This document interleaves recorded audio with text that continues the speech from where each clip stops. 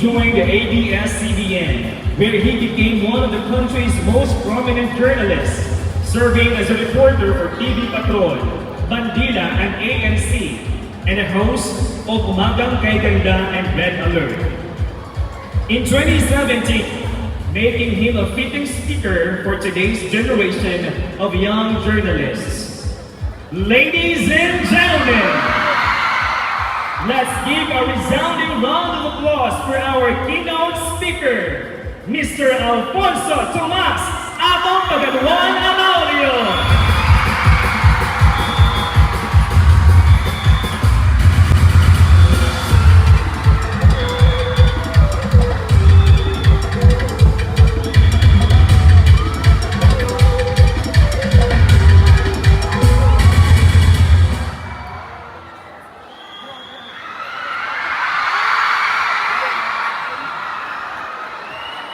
Magandang gabi sa inyong lahat!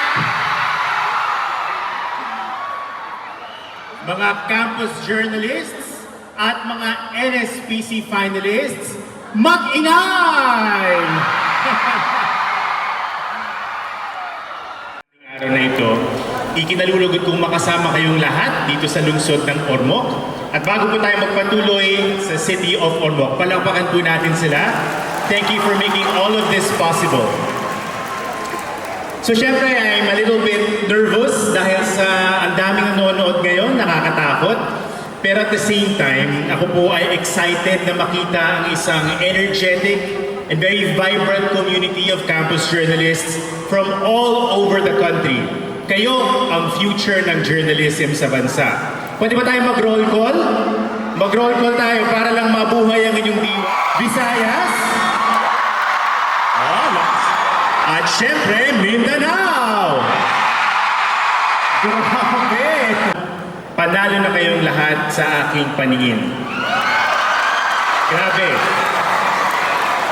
Hindi biro ang maging finalist sa NSPC. Marami na akong kilala na sumubok at nabigo, umabot sa district, umabot sa regional, pero ang hirap-hirap daw maging finalist sa NSPC. So palakpakan niyo po ang inyong mga sarili. You are the best of the best.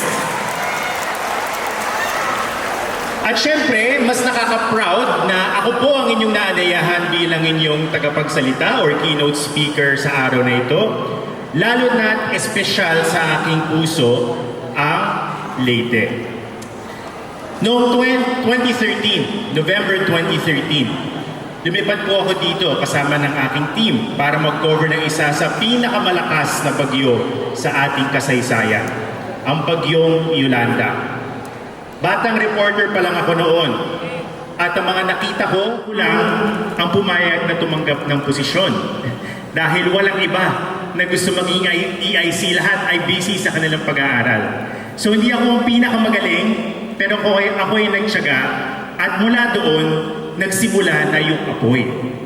So tulad nga na nabanggit kanina, ako sa field, yung unang-una kong kwento, ang iniisip ko lang, lagay ko yung mga importanteng detalye. Naririnig ko lang noon, lagay mo lang who, what, when, where, why, how. Yun lang, ninawan ng lupa. Pero hindi ako nagpatalo doon. Ako ay nagpursige. And 18 years later, or 19 years later, nandito pa rin ako. So ano ang lesson mula doon? Kayo bilang mga batang mga mamamahayag, hindi lahat sa inyo ay magkakaroon ng career sa journalism. Alam ko yan. Hindi naman lahat sa inyo ay interesado at maraming iba-ibang direksyon na dadalhin tayo ng buhay. Parang ako, hindi naman ako nagtapos ng MASCOM. Hindi naman ako nag-aral ng journalism, pero napunta ako dito. Having said that, yung pagkabigo, yung mga pagkatalo, yung mga pagkatisod, napakahalaga niyan. Dahil sa buhay, maraming beses tayong magkakamali. Ako napagalitan na ako, nahuli sa coverage, na late, naunahan ng kalaban, natameme during an interview. Kaya kung nagdududa kayo sa inyong sarili, huwag kayong matabagan, paulit-ulit. At dito pumapasok ang tema natin para sa NSPC 2026. Mapanuri, mapanindigan, mapanagutang pamamahayag. Hindi nasusukat ang pagiging mahusay na journalist sa dami ng mga awards at sa dami ng like sa social media. Nasusukat ito sa pagiging mapanuri, sa paninindigan, at sa integridad. At ang totoo, kaya niyo na yan gawin kahit ngayon pa lamang. So unahin na natin, paano ba maging mapanuri? Simple lang, mag-aral, magbasa, makinig. Hindi lamang sa mga opisyal, kundi lalo na sa mga ordinaryong tao. Lumubog sa mga komunidad, magtanong at magduda, maghanap ng ebidensya. Sa mahigit 8 taon ko bilang documentarist sa GMA Public Affairs, ito ang sinikap kong gawin. Nakapanayam na ako ng mga refugee tulad nito sa Bangladesh, mga magsasaka na walang lupang sinasaka, mga komunidad na walang doktor, at mga batang napipilitang huminto sa pag-aaral. At sa bawat kwento, sinusubukan kong maging masinsin, mapanuri, at makatao. Hindi mo magagawa yan kung ikaw ay nag-shortcut. At dahil sa pinagtyagaan ko ang mga storyang ito, nakasulat pa ako ng libro. Sino sa inyo may kopya na ng A View from the Ground? Nako! Close! Close! Applied Physics. Applied Physics. Anong pangalan mo? At from where? Pakilala ka? John K. Sabat po from Region 1. Palakpakan naman natin, mga kasamahan natin from Region 1. Okay, yung libro mo ay kukunin mo na lang kay Kim mula sa city office. Isa lang sa tatlo. Kahit isa lang sa tatlo. Pakilala. Very good. Congratulations. O yan. Puntahan mo lang si Kim. Secondary citizen sa mainstream journalism. Kayo ay totoong journalists kahit bata pa lang kayo. Ito rin ang dahilan kung bakit noong 2018 itinatag namin yung fight. Noong nagsimula kaming gamit. Pero ngayon, wala pa rin kaming pera. At sa mga programa tulad ng Deeply Research Stories, itong mga nakita nyo ngayon, kahit walang sound, ilan lamang yan sa mahigit 100 documentaries na nagawa ko na sa nakaraang 8 taon sa GMA. Thank you. Ito ay tungkol sa mga pearl divers kayang gumawa ng video. Pero ito ang tatandaan ninyo. AI can generate content, but it cannot pursue the truth. Hindi nito kayang lumubog sa komunidad. Hindi nito kayang manindigan. At hindi nito kayang umako ng pananagutan. Kaya ang mensahe ko sa inyo, kahit meron ng AI, be better than AI. Be better than AI. Magaling ang artificial intelligence sa maraming bagay. Pero hindi nito kayang palitan ang isang responsableng mamamahayag. Priceless yan. Be better than AI.